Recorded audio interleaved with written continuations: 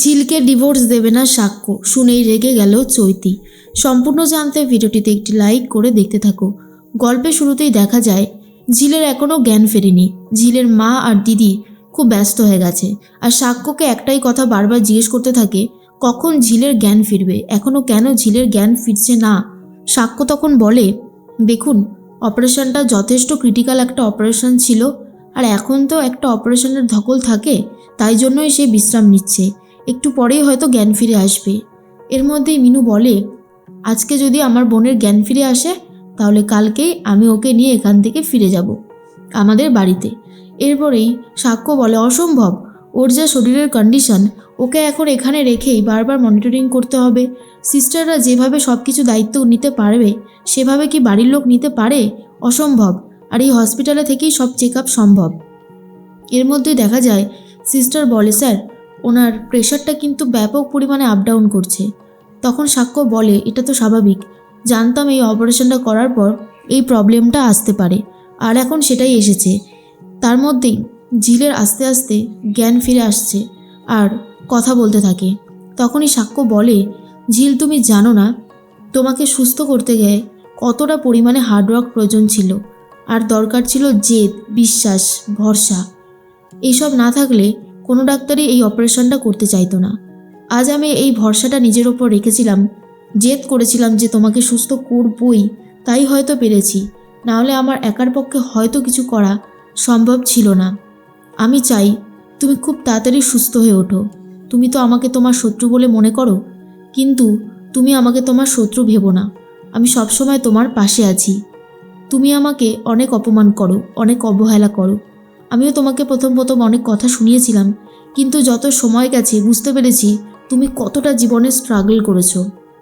এর মধ্যেই চলে এসেছে চৈতি আর বলে, সাক্ষ্য, 6A নম্বর বেডের পেশেন্টের পার্টি তাকে তোকে দেখতে চাইছে গার্জেন, তুই একবার যা।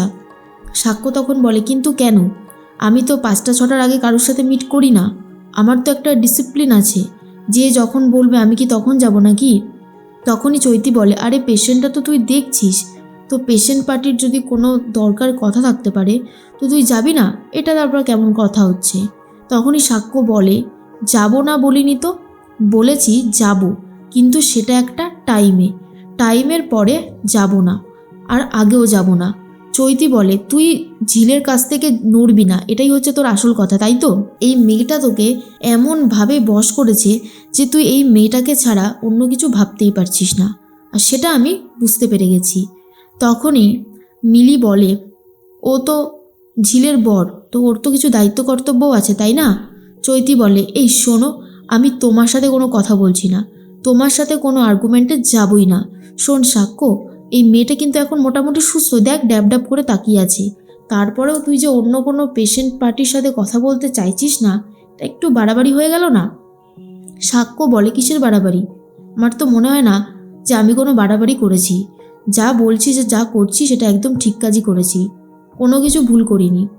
এরপরেই চলে এসেছে সাক্ষ্যর মা আর বলে, ঝিলের এত বড় একটা অপারেশন হয়েছে আর আমি আসবো না, সেটা কি হতে পারে? এরপর ঝিলের সাথে কথা বলতে চলে এসেছিল সাক্ষ্যর মার। বলে, কিরে ঝিল, এখন কেমন আছিস? তখন ঝিল বলার চেষ্টা করে, আগের থেকে এখন অনেকটাই ভালো আছি। তার মধ্যেই সাক্ষ্যকে বলে, কি ব্যাপার, তুমি কি সবসময় ঝিলের কেবিনেই থাকো নাকি? চৈতি বলে, আর বলো না আন্টি, ওর পেশেন্টের গার্জেন ওর সাথে কথা বলতে চাইছে, কিন্তু ও কোনোভাবেই যেতে চাইছে না। সাক্ষ্যর মা বলে, বাবা, হঠাৎ করেই ঝিল তোমার সমস্ত কাণ্ডজ্ঞান হয়ে উঠল, আর বাকিদের কথার কোনো দাম নেই। তোমাকে যত দেখছি না আমি ততই অবাক হয়ে যাচ্ছি, বিশ্বাস করো, মনে হচ্ছে সব কিছুই যেন পাল্টে গেছে। এরপরেই মিনতিকে বলে, হ্যাঁ রে মিনতি, তোর তো কপাল একেবারে খুলে গেল। তুই জানিস সাক্ষ্য কত বড় একজন ডাক্তার? তোর মেয়েকে ফ্রিতে চিকিৎসা করিয়ে দিয়েছে, তো বড় একটা অপারেশন ফ্রিতে হয়ে গেছে। তখনই মিনতি বলে, জানি তো, সাক্ষ্য না থাকলে আজকে হয়তো আমার মেয়ে কোনোভাবেই সুস্থ হতে পারতো না, কিন্তু এটাও ঠিক, আমরা প্রথমে এই অপারেশনটা করাতে চাইনি। তখন মিলি বলে, আর সাক্ষ্য তো ঝিলের বর, তো বরের তো বউয়ের প্রতি দায়িত্ব কর্তব্য থাকে, তাই না? তখনই সাক্ষ্যর মা বলে, হ্যাঁ রে মিলি, একদমই ঠিক, কিন্তু তোর বর তোর প্রতি কতটা দায়িত্ব পালন করেছে রে? তখন মিলি আর কিছু বলতে পারে না, মিনতি বলে, এই মিলি তুই চুপ করবি? বেশি বড় বড় কথা বলিস কেন? সব জায়গায় বেশি বড় বড় কথা বলতে নেই, বুঝতে পারলি? এর মধ্যেই চৈতি তখন বলে, সাক্ষ্য তুই চিন্তা করিস না, ঝিল সুস্থ হয়ে যাবে, তুই বরং নিজের ছন্দে ফিরে আয়, বুঝেছিস? সাক্ষ্য বলে, আমি নিজের ছন্দেই আছি, তুই আবার এসব নিয়ে ভাবছিস কেন?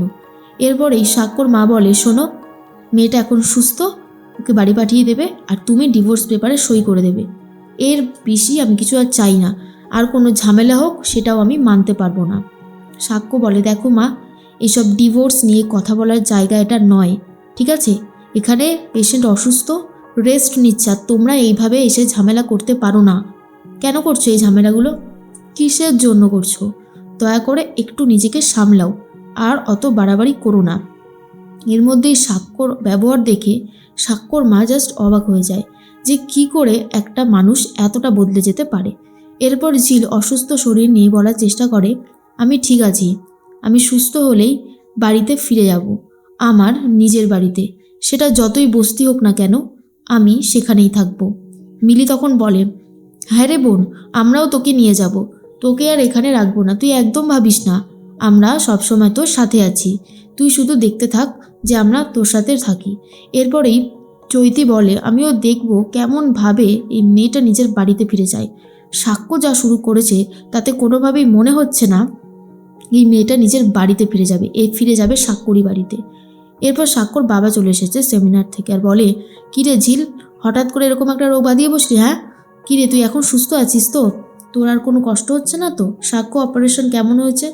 সাক্ষ্য তখন বলে, অপারেশন একদম সাকসেসফুল বাবা, তবে যেহেতু রক্তটা কম শরীরে তাই একটু তো প্রবলেম হবেই, তবে বিশ্রাম নিতে নিতে সেটা ঠিক হয়ে যাবে। এরপরে ঝিল বলে, আমি এখন ঠিক আছি, কোনো চিন্তা করো না আমার জন্য। তার মধ্যে সাক্ষ্যর বাবা সাক্ষ্যর মাকে বলে, আর তুমি এখানে এসেছো, তুমি যেখানেই যাবে একদম মরা মানুষকেও জ্যান্ত করে দেবে, তোমার এই পাওয়ারটা কিন্তু আছে। এরপরে সাক্ষ্যর মা বলে, তুমি এসব কি বলছো? হ্যাঁ, স্থান কাল পাত্র না দেখে যাকে যা খুশি বলে যাবে নাকি? সাক্ষ্য তখন বলে, উফ, কি হচ্ছে নাকি? এটা একটা হসপিটালের কেবিন, এখানে একজন অসুস্থ রুগী রয়েছে যার সবে একটা অপারেশন হয়েছে, তারপরে তোমরা এইরকমভাবে চিৎকার চেঁচামেচি করতে পারো না, দয়া করে একটু শান্ত হও। চৈতি বলে, আর এরা দুজন যে এখানে রয়েছে সেই বেলা কিছু হচ্ছে না, এদের কি কোনো কাজ আছে এখানে যে রয়েছে? তখন সাক্ষ্য বলে, ওরা এখানে রয়েছে, কোনো সমস্যা ক্রিয়েট করছে না, যে সমস্যা ক্রিয়েট করছে তাকে এখানে কি করে রাখি বলতো? তুই তো সব থেকে ভালো মতন জানিস যে পেশেন্টকে কতটা পরিমাণে একটা শান্ত ঠান্ডা জায়গায় রাখতে হয়, অন্তত তুই এটা মাকে বোঝা। চৈতি সাক্ষ্যকে দেখে আর অবাক হয়ে যায় যে সাক্ষ্যর কতটা টান এসে গেছে ঝিলের প্রতি।